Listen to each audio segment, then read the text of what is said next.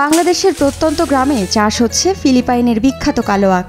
এরকম লোক দেও আখটা এনেছিল দেখে মিষ্টিও অনেক। রসে টইটুম্বুর এক একটি আখের উচ্চতা 18 থেকে 20 ফুট। রস কি পরিমাণ হয়? রস কামড় দিলে এইটুকু কামড় দিলে মুখে রস ভরে যায়। ব্যতিক্রমী এই আখের এক একটি থেকে পাওয়া যায় 1 থেকে 2 লিটার রস। হাতের নখ দিয়েই ছোলা যায় লম্বা ব্ল্যাক সুগার ক্যান নামের ফিলিপাইনের এই আখ। ছিলতে খুব নরম, বয়স্ক বাচ্চারা সবাই খেতে পারে এবং একটা আখ থেকে প্রায় 2 লিটার, 2.5 লিটার, 3 লিটার পর্যন্ত রস পাওয়া যায়। বলতে গেলে প্রথমত আপনি এটা মানুষের চোখের একটা শোভা, সেটা কালারের দিক দিয়ে এবং খাওয়ার দিক দিয়ে এটা নরম, মিষ্টি এবং এটা অনেক লম্বা হয়, প্রায় 15 ফিট 18 ফিট উচ্চতায় চলে আসে এবং অনেক মোটাও। 55 শতক জমিতে আখ চাষ করে হইচই ফেলে দিয়েছেন জয়পুরহাটের কালাই উপজেলার 5 গ্রামের তরুণ কৃষি উদ্যোক্তা মহসিন আলী। মাত্র 1,80,000 টাকা খরচ করে আয় করেন প্রায় 7 থেকে 8 লাখ টাকা। আমি মূলত 2023 সালে এই আখটা প্রথমে জমিতে রোপণ করি। তখন প্রায় 55% জমি থেকে সর্বমূল্যে বীজ বিক্রি থেকে শুরু করে আখ বিক্রি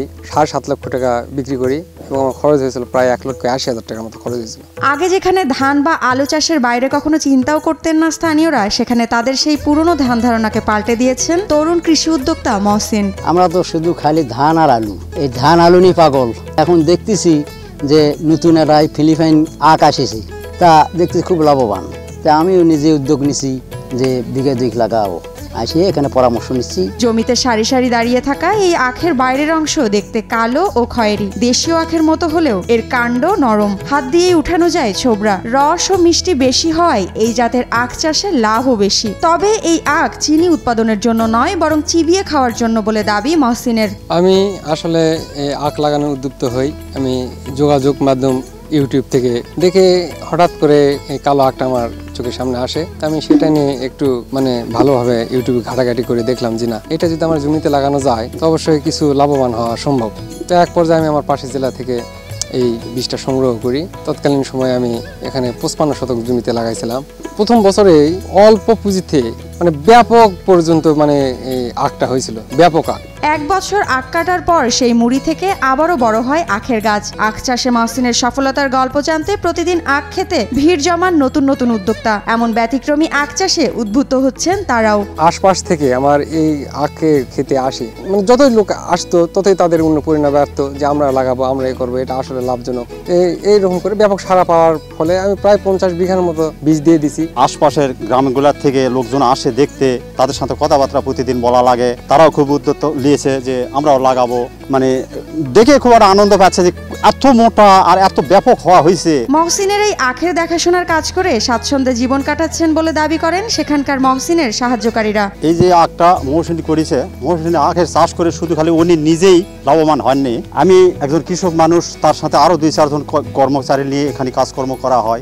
এখানে মনে করো সর্বক্ষণ আমি কাজকর্ম করি। এর উপর দিয়ে আমার এই যে বেতন পাই, এই দিয়ে আমার বিবি বাচ্চা চলে। দেশি আখের তুলনায় এই আখ 4 থেকে 5 গুণ লম্বা হয় বলে জানান মহসিন। ফলে বেড়েছে চাহিদাও। এর মধ্যে আখের 10,000 চারাও বিক্রির অর্ডার পেয়েছেন বলে জানান এই তরুণ উদ্যোক্তা। দেশি আখের তুলনায় একটা আখ, দেশি আখ 4টা থেকে 5টা আখ লাগবে, তাহলে একটা আখের সমতুল্য হবে। এখানে প্রতিটা আখ পাইকারি 40 টাকা পিস আমার জমি থেকে ব্যবসায়ীরাই কেটে নিয়ে যায়। এই আবারটা আসলে আমাদের এলাকায় নাই, খুবই একটা আনকমন একটা আবাদ। এই জন্য এখানে কৃষি অফিসাররা আগ্রহ করে আসে, অন্যান্য সাধারণ মানুষরা আগ্রহ করে আসে এবং আখটা জমি খেতে দেখে ওনারা অনুপ্রেরিত হয়ে আমার থেকে যে বীজের অর্ডার দিয়ে যায়। এবারও 10,000 বীজের অর্ডার দিয়ে গেছে। 250-টিরও বেশি ডিজাইন অপশন নিয়ে ওয়ালটন স্মার্ট ফ্রিজ, বোঝে আপনার প্রয়োজন।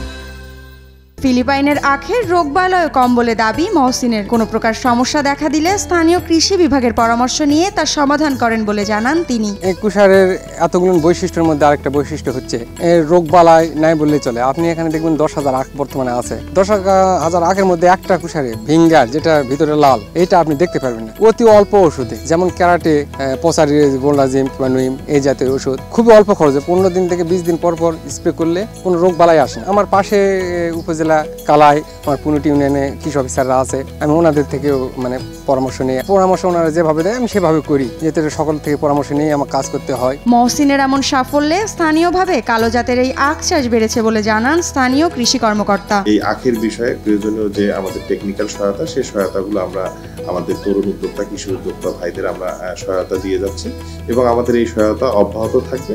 এবং আমি মনে করি এখান থেকে অনেক তরুণ কৃষি উদ্যোক্তা লাভবান হবে এবং তারা চলার পথে আমাদের আর্থসামাজিক উন্নয়নে এটা ভূমিকা রাখবে বলে আমি মনে করি।